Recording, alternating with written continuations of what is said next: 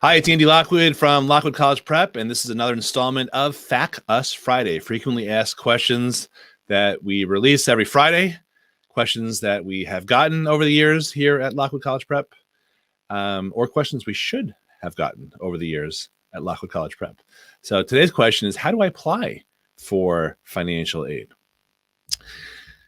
The short answer is you've got to follow the protocols of the colleges on your list, because there is not one uniform way to send in your applications to every college.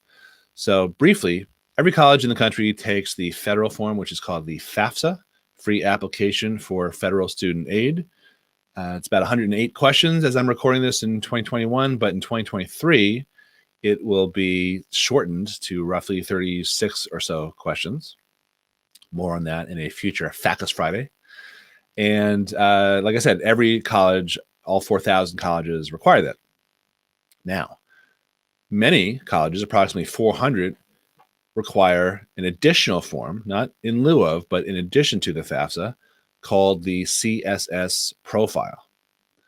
Many people describe the profile as like a root canal without Novocaine, or one of the better comparisons I heard from a colleague of mine out on the West Coast of the United States says that you need a glass of wine for the FAFSA, you need the whole bottle for the CSS Profile. It's 200 something questions, really invasive, really tricky. And the reason that it's required by these 400 colleges is that these colleges tend to have their own money, and they are very perspicacious and careful about whom they dole that money out to. That's why they rake you over the coals. So those are the two major forms, the FAFSA and the CSS Profile. In addition, many colleges require their own supplemental institutional forms, which usually are shorter.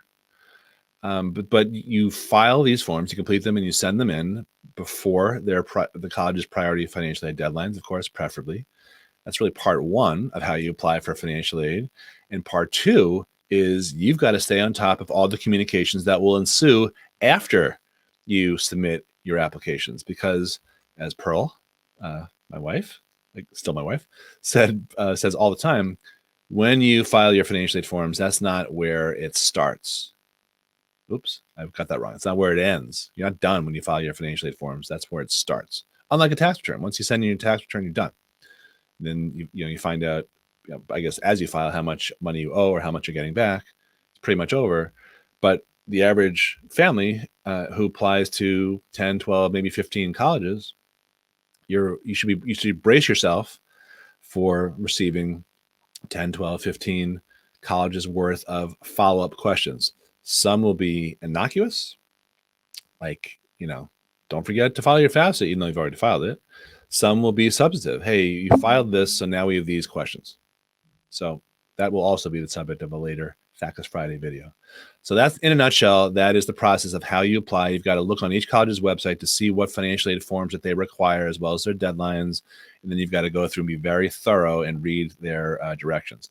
If you want some help with this process or anything relating to paying for college, getting into college, affording college without having to sell an organ or scrimp on your lifestyle or eat mac and cheese every night, you can check out our website, lockwoodcollegeprep.com, and you'll see all kinds of free material and descriptions of our services at the top. Thanks a lot for watching.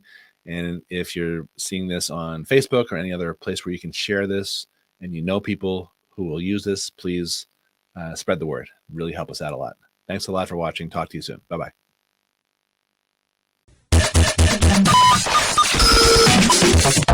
Thank you.